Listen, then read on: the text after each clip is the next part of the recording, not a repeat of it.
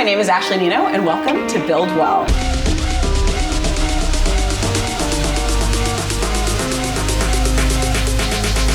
You may recognize me from a little show called the Super Bowl recently with Bad Bunny. You may have also seen me on So You Think You Can Dance or drumming on shows like America's Got Talent and The Masked Singer. But what you may not know is that I also own my own fabrication and event business where I custom build everything using a lot of wood.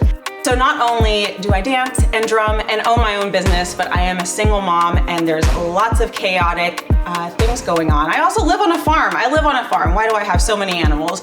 But all of these things bring me joy, not always peace. So it's moments like this that I can build something, especially teaming up with Cocina to build well and bring peace into my space. So today we are doing a full kitchen banquette remodel.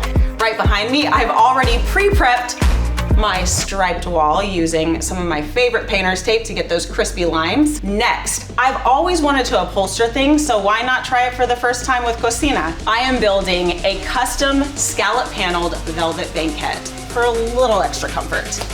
Now that I have it cut to size, I'm gonna cut the arches because I want my banquette to have arches, little scalloped arches.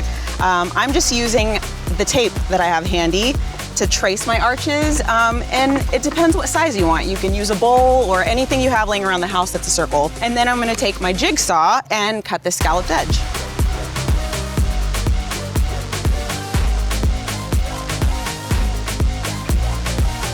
Done. For this one, I cut a little notch because this is the last piece of my banquette and my windowsill actually sits here, so I cut a notch out and then I'm gonna cover it in foam and fabric. So let's do that. You wanna lay your fabric down first and you wanna lay it with the velvet side down.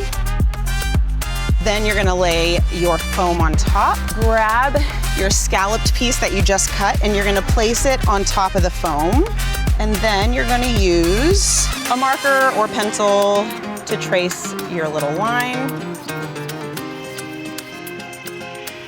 Now that you have everything cut and prepped, you're ready to upholster. So you're gonna do your fabric first. Make sure the outside, the velvet side, is face down. Then you're gonna take your foam and lay that down, and then your wood on top. So a little triple layer sandwich. And now we're ready to staple. Size of the staples is just gonna depend on your size of plywood.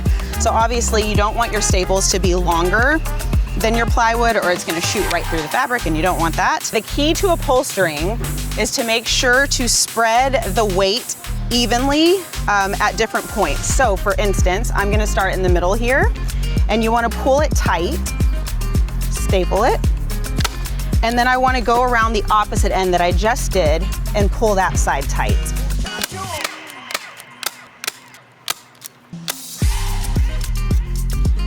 So I just cut little frayed edges like this, and I'm gonna start with the middle one. And then same thing here.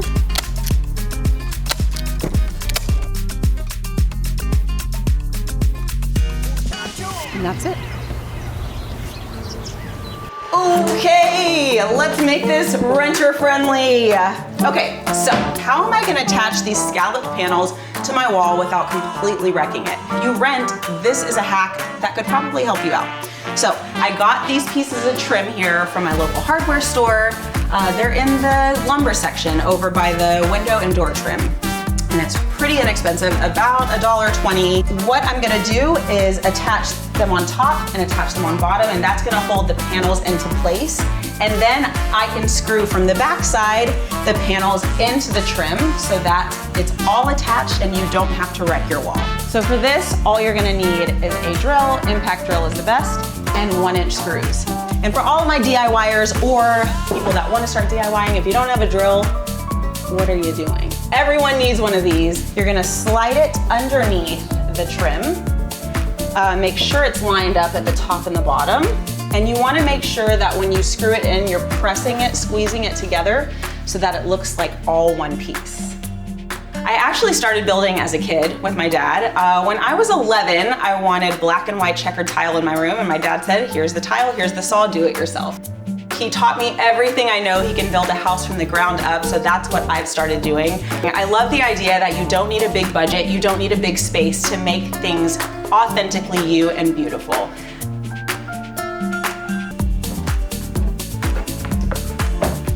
So because this is the end and I've drilled this into the wall, I wasn't able to drill the trim into this upholstered piece. So why not attach it with Velcro? So I'm just sticking Velcro on here.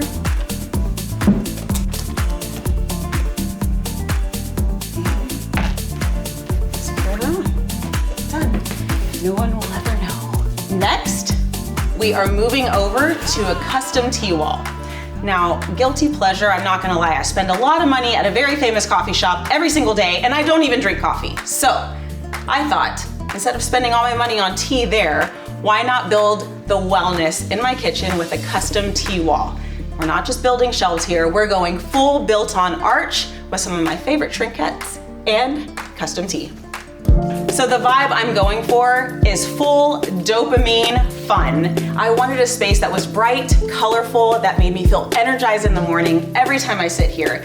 This is where I start my day and it sets the tone. So I wanted fun, I wanted inspiration, I wanted vibrancy, eclectic me. All right, coming through. Don't scratch the walls, Ashlee, don't scratch the walls. Okay. So what I did here outside was built the frame for my shelves. So I decided to build a frame first and then just attach it slightly onto the wall instead of drilling everything into the wall. It's okay. Sounds like it'll be sturdy once I get it in the wall.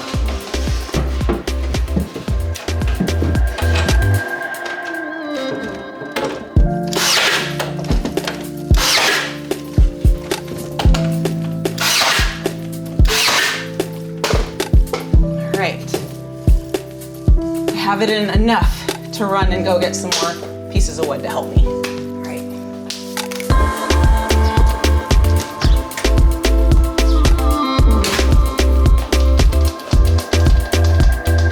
All right, so I have a scrap piece of wood. This was left over from this build. And instead of putting everything into the wall, I'm gonna cut this to size and just attach this into the wall, and then I'm gonna screw the frame into this. Girl math, cut here. Nail this in.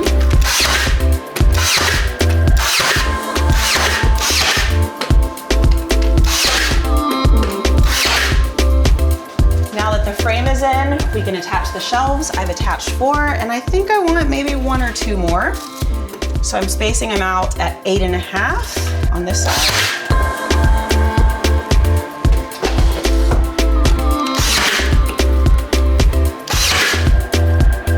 Has 20 chickens on their property, right? So for lunch, we're heading out to the chicken coop. Hopefully they laid some fresh eggs for us and we're gonna make a gourmet egg salad. I'm tired of building. We're exhausted and I know we're all hungry, so let's see if we can get some eggs from our chickies. Here, chick, chick, chick, chick.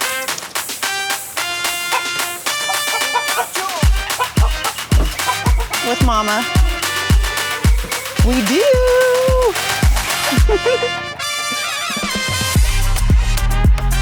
Look at the green and blue ones. They're so cool. And a pink one. Okay. Thanks, guys. All right. Thank you, chickies. For my eggs. We are making a not so gourmet egg salad, but specialty of my mom, because this is how my mom made it, and this is how I make it for my son. So I just boiled the eggs. And you know what, I'm not a fan of runny eggs. I know like all the chefs are gonna be like, you gotta have runny eggs, but I'm not a fan. So my mom always told me, put the water cold in a pot and boil for 20 minutes. Sounds like a long time, but for some reason, because it starts from cold, they peel perfectly. It's been really cool to have fresh eggs here and not have to buy eggs. But I will say starting a chicken coop was way more expensive than buying 5 years worth of eggs. So kind of all evens out.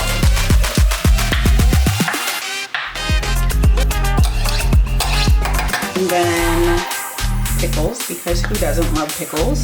Okay. Some mayo.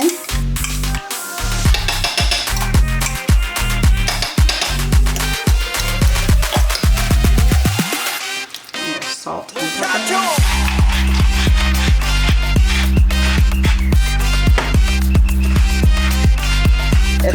thing to make for my kid after he gets home from school.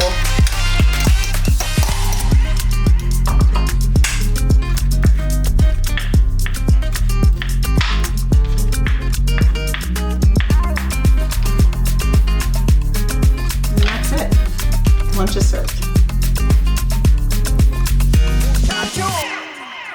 All right, now that we have my T-wall rack installed inside, I want to give the illusion of a built-in facade. So I have a piece of 1/2-inch plywood, and I'm going to cut this arch out to make it look like a built-in facade. So I have already pre-measured this to the size of my wall, and I've drawn out the arch here. So I'll probably cut a straight line here with this saw and then use my jigsaw to cut the arch. So I think, as a single mom and pushing over 40, we'll just leave it at that, wellness is something that is so important to me. As a professional dancer and someone always on the go, it's something that I cannot stop. Whether that's what I eat or how I move or the way I live, wellness should set the tone for everything you do. So why not bring it into your house? And, oh my God, she's so cute, I'm so excited.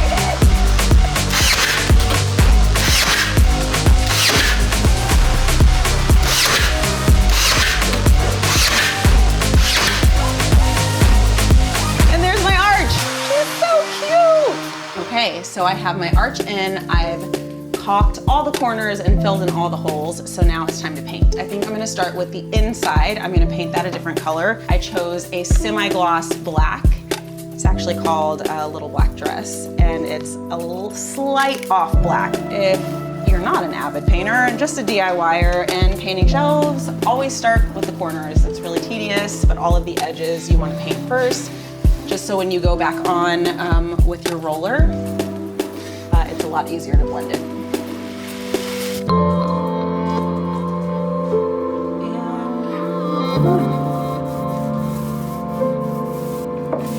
And it was this old show when I was a kid. It was like a renovation show.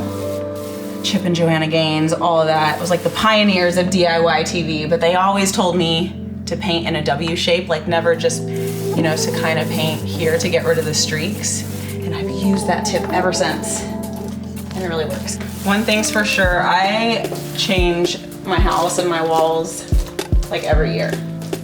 This wall behind me has been black and white, it's been palm trees, and now it's orange and pink. Let's see how long this lasts. But I really like this one. This one makes me happy.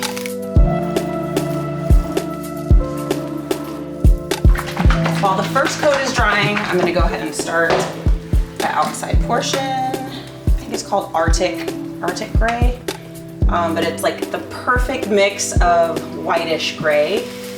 So from a distance, your walls just look white, but it's a slight tint of gray. Ah!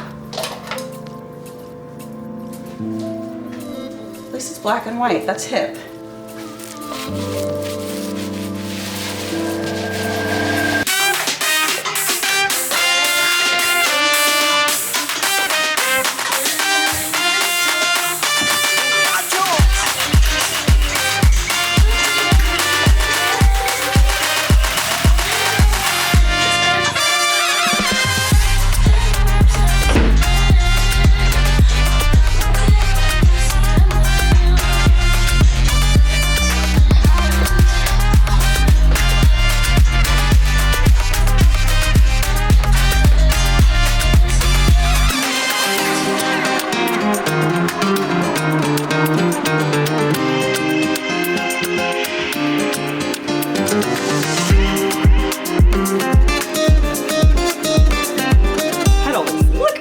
Smell-o-vision. It's incredible. Oh, amazing. Okay, so I had some leftover plywood from my T-wall and I thought, why not build a table? I wanted something that fit perfectly with the sizing, but really unique legs, so I came up with this pattern down here.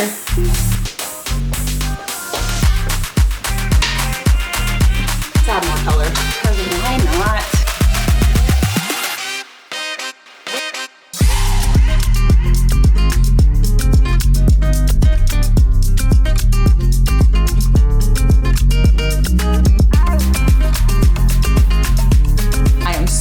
grateful to Cocina for teaming up with me on this edition of BuildWell and giving me a new kitchen.